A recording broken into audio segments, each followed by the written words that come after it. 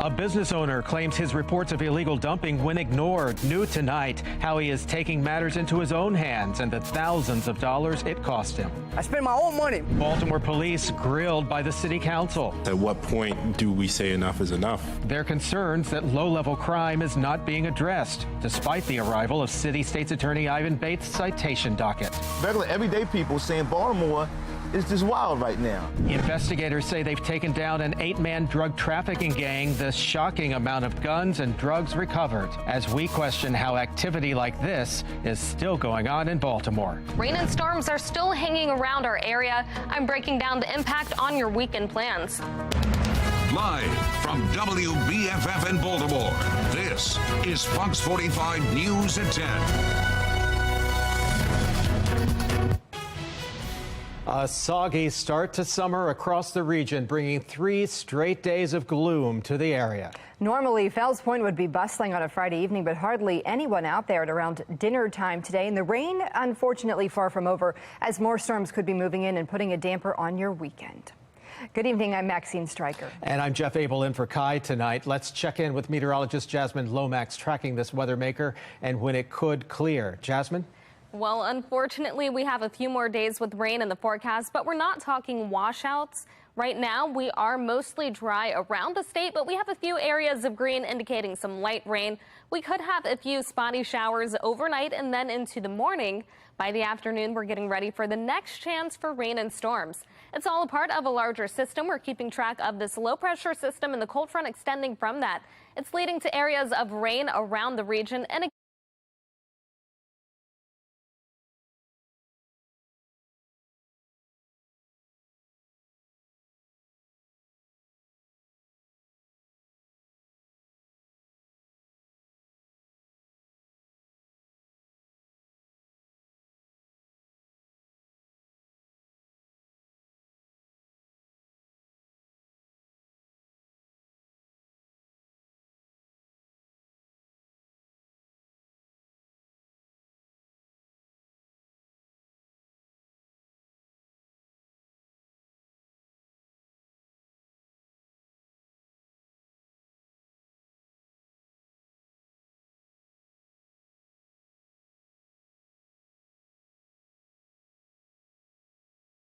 moments played out live on television Thursday afternoon. Excuse me, I need you to back up. Media, out of the street as well.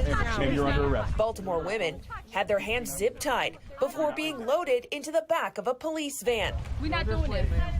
Follow her. Arrested for protesting BGE's work to install external gas regulators, something the utility company insists is for safety and improved gas distribution across the city. It's really gross what happened yesterday. You're going that way. Baltimore police arresting Sandra Seward of Federal Hill, Magdalena Fitzsimmons of Washington Hill. Film this. What are you doing to her? And Claudia Tolles of Fells Point for allegedly tampering with gas equipment, disorderly conduct, and failure to obey a lawful order. They spent last night in prison for standing up for their rights and for the rights of others. Those 3 women reportedly released from custody around noon today. Their attorney calling the charges laughable. You know, they were protesting on a public street, standing up for their neighbor. The fact that they were charged with disorderly conduct, I mean, I haven't seen more calm and polite protesters. But Thursday's standoff remained peaceful until just before the arrests. More than a dozen utility workers standing by all day. These Baltimoreans have been outspoken for months, strongly against BGE's work to install external meters across the city, alleging the company will use this construction as a guise to raise rates. But this week's standoff, with the group intentionally blocking crews from digging up Warren Ave, came after they said 4 neighbors had their gas shut off abruptly. That pamphlet on the door, 4 residents got between 9 and 10 a.m. By lunchtime, their gas was out. They're supposed to give 14 days notice. What we're saying is you don't have the right to illegally shut off the gas to our neighbors. Today, Fox 45 News asking BGE to respond, knowing residents are so strongly opposed to the project that they're willing to be arrested. BGE said it has nothing more to add today, after saying in part yesterday, residents purposefully entered its work site, putting contractors at risk of injury. Neighbors in Federal Hill said they were in shock after witnessing the arrests play out in front of them. The city leadership and the police department are here to protect us and to be our advocates, and none of that occurred today. Questioning the city's response when they feel other problems continue to fester in Baltimore. I think that everybody's time could be better spent dealing with the real issues that we have in this city. Today, we also asked Mayor Brandon Scott's office and Acting Commissioner Rich Worley if this was an appropriate use of Baltimore police resources to resolve a peaceful demonstration. That question was ignored. The pair addressing the standoff at a press conference this afternoon. BPD did their work. Monsi and the mayor's office of neighborhood did their work of explaining that to folks. And then, unfortunately, BPD had to take action after warnings. Folks can protest. They could have went across the street. They can protest until the cows come home. All they had to do was move to the left or the right and give them access to the property and where they needed to work, and we would not have done anything. Amy Simpson, Fox 45 News. Well, the group has been pushing back against BGE for months. They're planning on filing a restraining order asking a judge to pause the installation of the external gas meters and valves.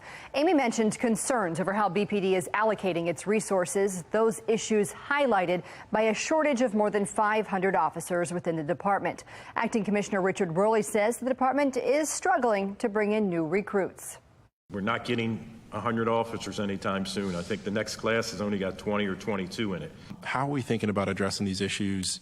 Because I can tell you folks are really frustrated, and we can't just say we're working on it. It takes time.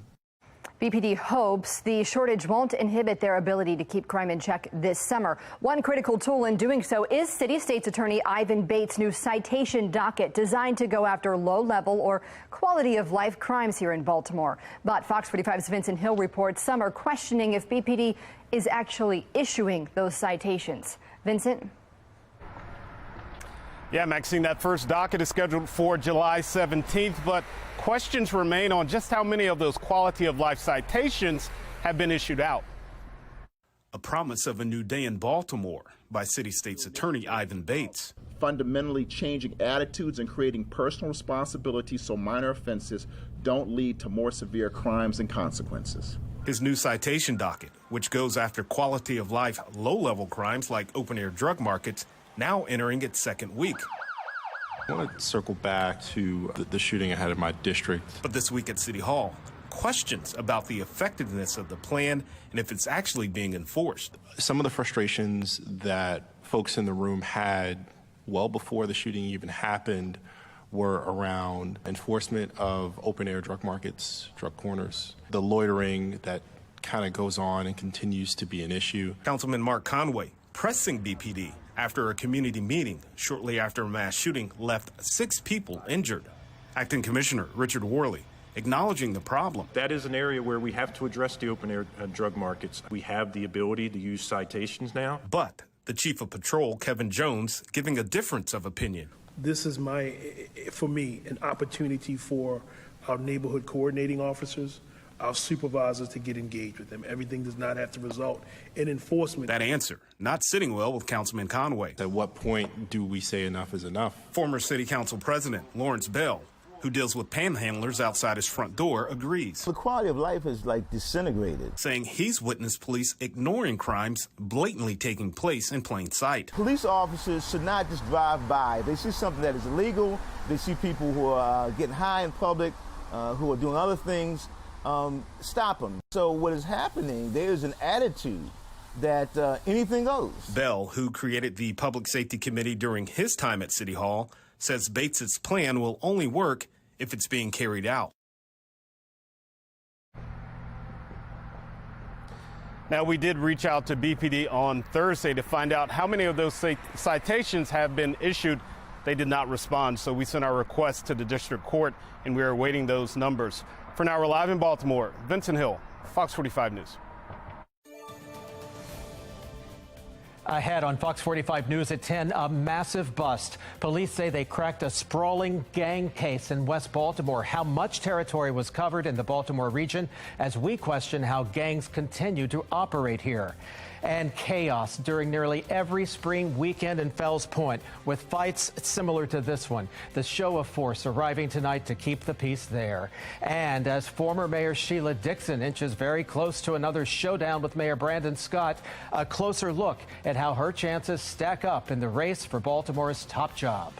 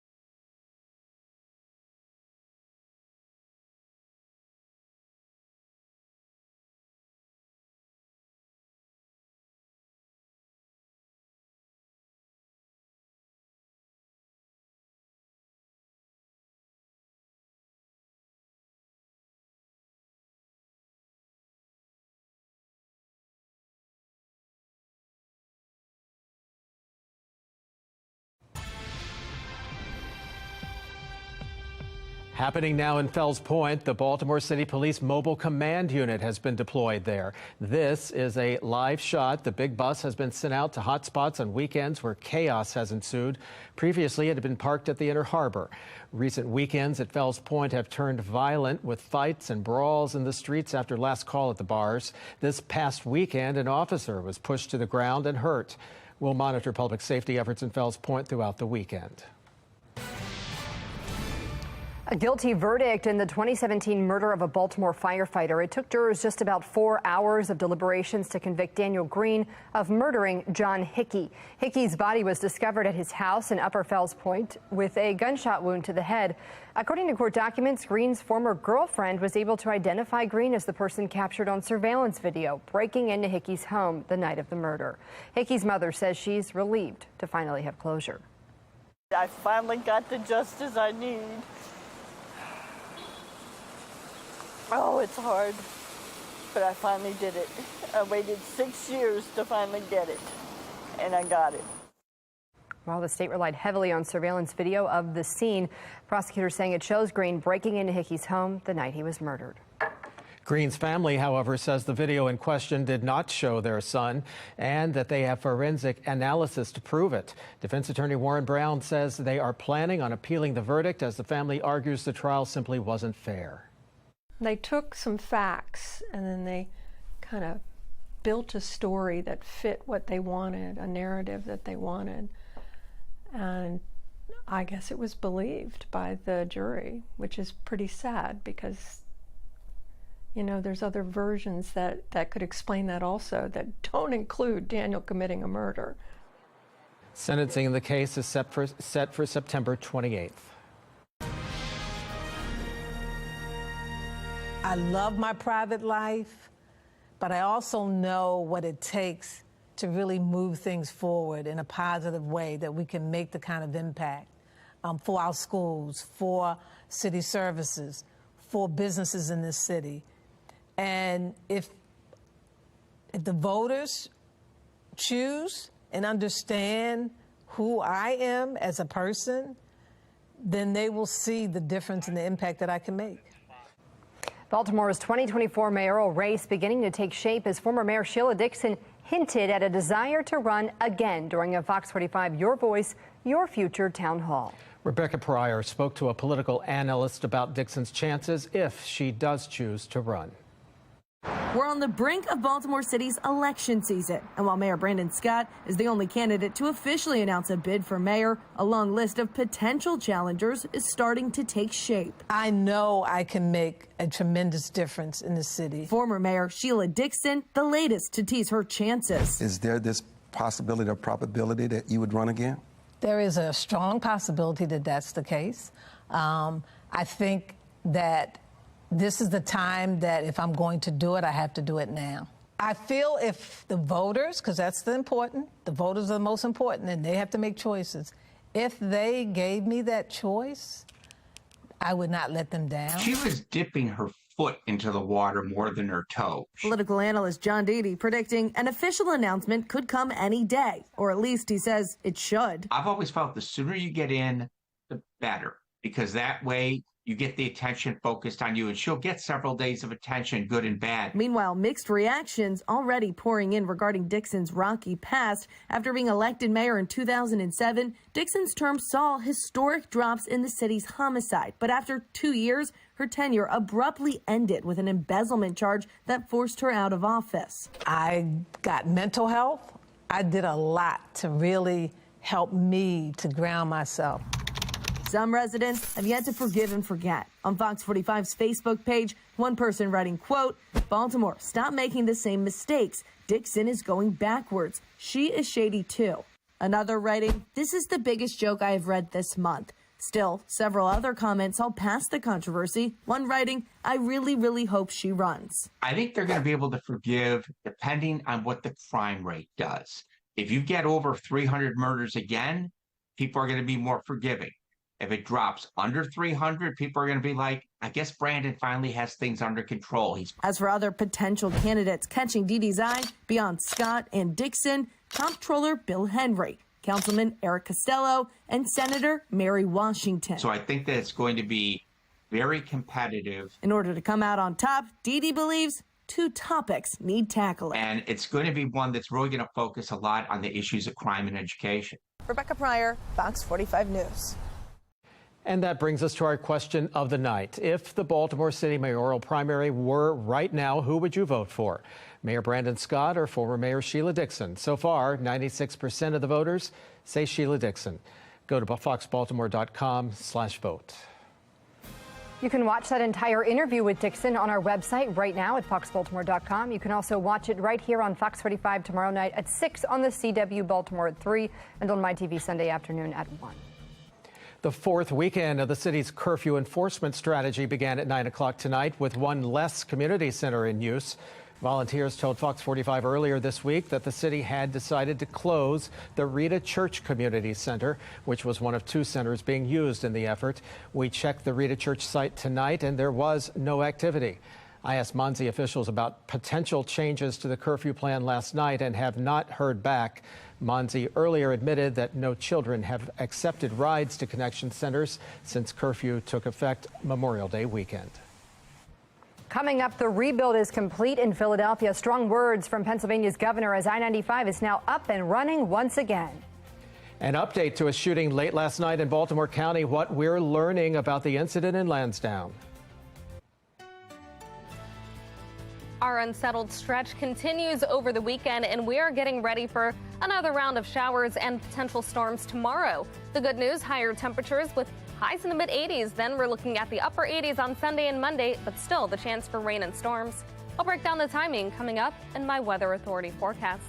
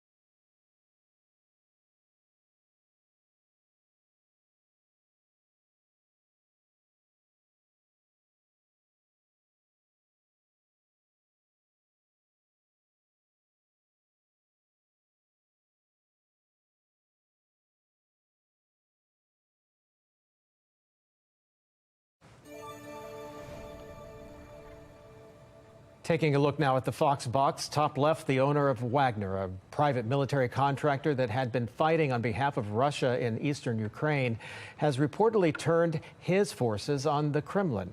He claims they've downed a Russian helicopter. Russia is launching a criminal investigation and securing government buildings. Top right as congressional Republicans call for a special prosecutor to be appointed in the Hunter Biden case. The White House deflecting questions after an IRS whistleblower claimed there's evidence the president's son invoked his father in a 2017 deal with Chinese business associates. Joe Biden was not holding public office at the time. The press secretary is directing reporters to the White House counsel. Bottom left, workers at 150 Starbucks locations plan to strike next week, claiming store managers are preventing them from erecting pride displays. Starbucks says that is misinformation and they support the LGBTQ community. Bottom right to Interstate 95 in Philly, where a new span is now open just a couple weeks after that collapse. The governor celebrated the reopening several weeks ahead of schedule.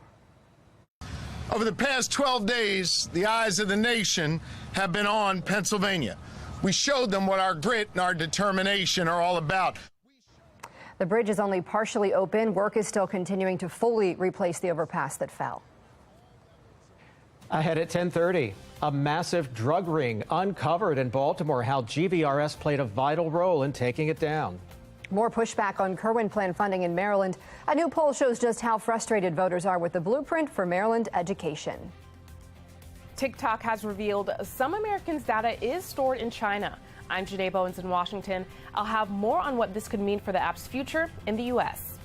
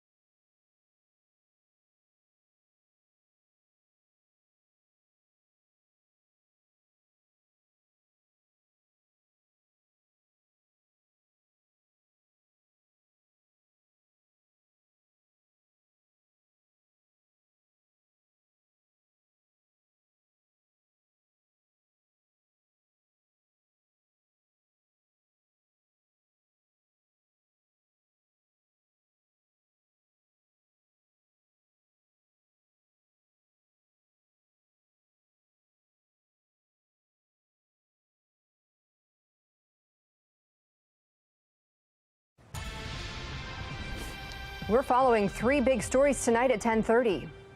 A damp start to summer in Maryland as showers continue this weekend. Meteorologist Jasmine Lomax has your full forecast just ahead. The search for what's left behind from the Titan submersible hits a snag, while rescue crews say it may be difficult to find the wreckage. And Baltimore leaders, a major bust breaks up a drug trafficking ring stretching from the city into Baltimore County. At the end of the day, we're concerned about the citizens living in Baltimore City, making sure that we're giving them the best neighborhoods to live in. The operation part of Baltimore's group violence reduction strategy. Fox 45's Alexa Ashwell takes us through the announcement and the questions that still remain. Investigators say these 8 defendants call themselves the Carry Boys, a drug trafficking organization that operated out of West Baltimore. Officials sharing their identities and mugshots. Take a look. Acting Police Commissioner Rich Worley says back in January of this year, BPD's Group Violence Unit, which is part of the mayor's Group Violence Reduction Strategy, began investigating the Carry Boys and their alleged sale of cocaine and fentanyl from Carey Street, a block within the city's long-troubled Sandtown-Winchester community. As a result, these 8 members, ranging in age from 18 to 59, were identified and nearly a dozen search warrants executed. Investigators say they seized 7 firearms, a half kilo of cocaine, 890 vials of cocaine, 3,700 grams of marijuana, and $2,000 in currency. Officials say more than half of the search warrants were executed on homes, and many of those homes were in parts of Baltimore County. Officials questioned on a possible motive. Sometimes individuals may lay their heads in different areas, and let me just go ahead and leave it like that. And but it's all connected. You know, when you look at crime, it's connected. Baltimore County, Baltimore City, and so you know, the law of the streets, unfortunately, sometime in Baltimore City, bring individuals back to areas. The Western District is where the mayor began his group violence reduction strategy more than a year ago. Given that, we questioned why crimes like this continue to occur. You would be foolish to think that you'll have a program for a year and it's going to go away.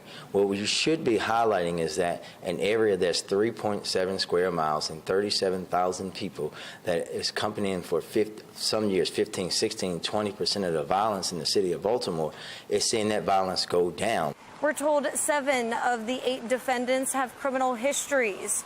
And right now, investigators are working to determine whether any of the weapons seized are connected to other crimes. 2 of the defendants, we're told, were released on home confinement. The remaining 6 right now in custody. In Baltimore, Alexa Ashwell, Fox 45 News. Well, this announcement coming one day after what Arundel County officials called the largest cocaine bust in the county's history.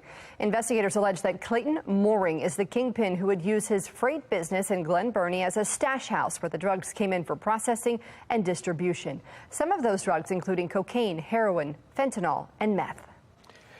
Updating breaking news we had last night, we are learning that a shooting in Lansdowne has become a homicide. Baltimore County Police tell us Fox 45 that 28-year-old Brian Barber has died at the hospital after he was found shot along Bigley Avenue last night about 7:40.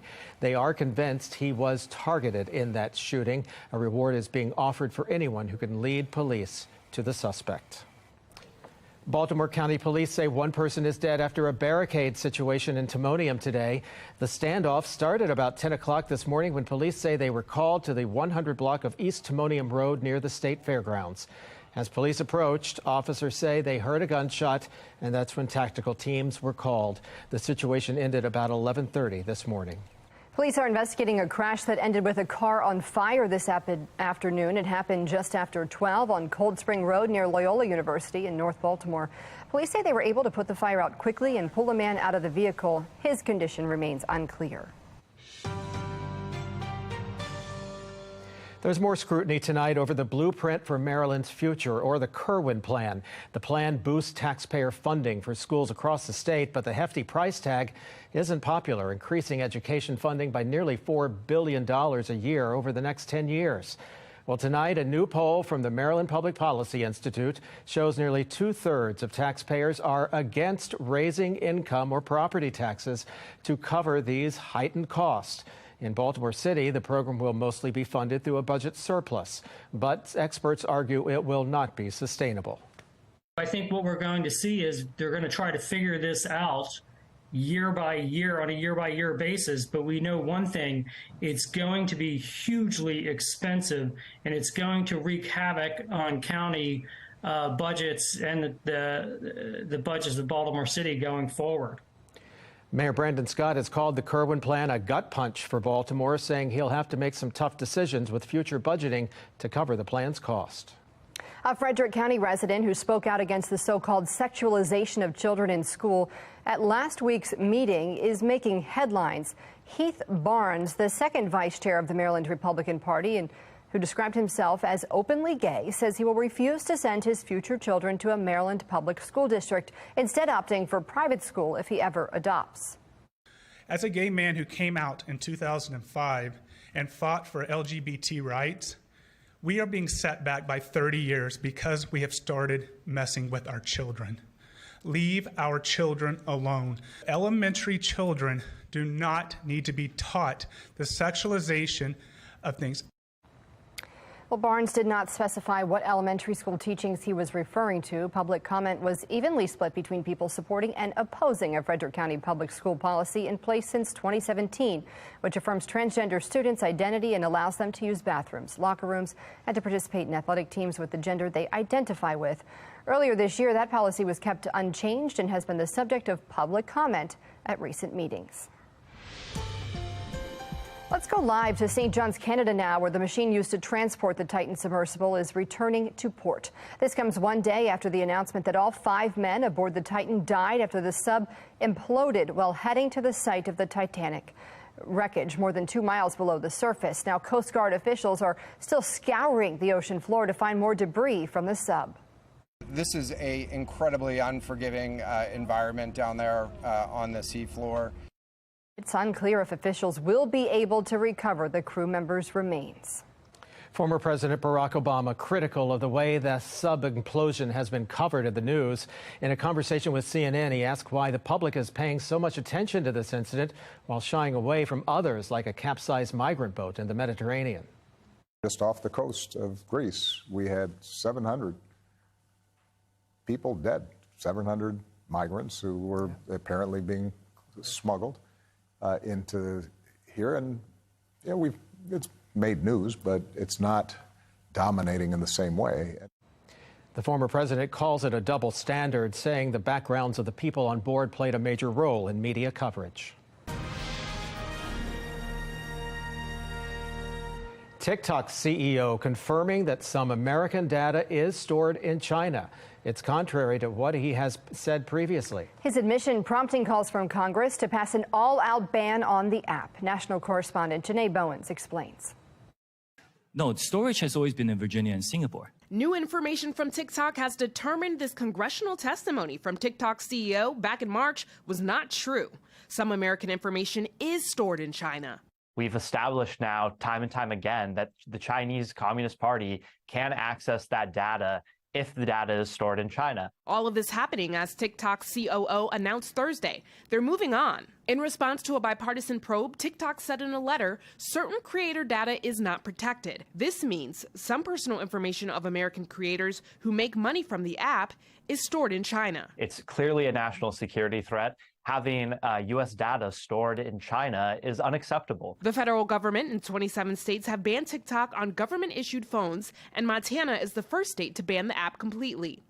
Calls to follow their lead across the country are strengthening. We need to do what's best for the American people and what's best for our country as a whole. In addition to the privacy concerns, lawmakers are also calling for a ban in light of social media's impact on the youngest users. Tom Romanoff with the Bipartisan Policy Center says there's a question of constitutionality. The First Amendment issue around banning a social media app is one that sets a precedent for other apps to be banned, which is the main concern there. Ban or not, Jake Denton with the Heritage Foundation says lawmakers can't trust TikTok. This is just should serve as the nail in the coffin.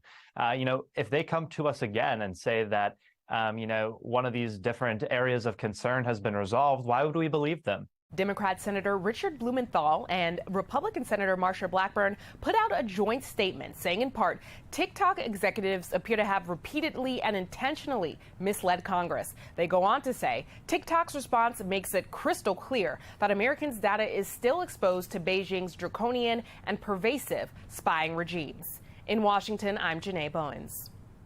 That brings us now to our question of the day. Do you think the federal government should ban TikTok in the U.S.? So far, 75% of people say yes. You can make your voice heard right now at FOX4.com. Maryland's Senate delegation joined by environmental groups today to support new oyster restoration efforts. Senators Ben Cardin and Chris Van Hollen announcing $2 million in federal funding aimed at improving oyster planting efforts and supporting their growth in waterways where their population has been declining. Lawmakers saying the oyster population is far more than just an environmental issue. Our economy depends on a healthy Chesapeake Bay, whether it's tourism, boating, or oysters and crabs. So the oysters play a sort of unique role in this because of their natural filtrations. Indeed, oysters do play a critical role in our state's ecosystem, filtering algae, sediment, and other pollutants to improve water quality and clarity. Well, some are dubbing it medical gaslighting, and it impacts thousands of women in the U.S. The controversy over endometriosis in tonight's Spotlight on America. Coming up in the late edition, it's been 1 year since Roe versus Wade was overturned. How the debate over abortion access is heating up again. And I'm keeping track of our latest weather maker. It's leading to rain and storms across the region. I'll let you know the timing of the rain for the weekend and impacts to your plans in my full forecast.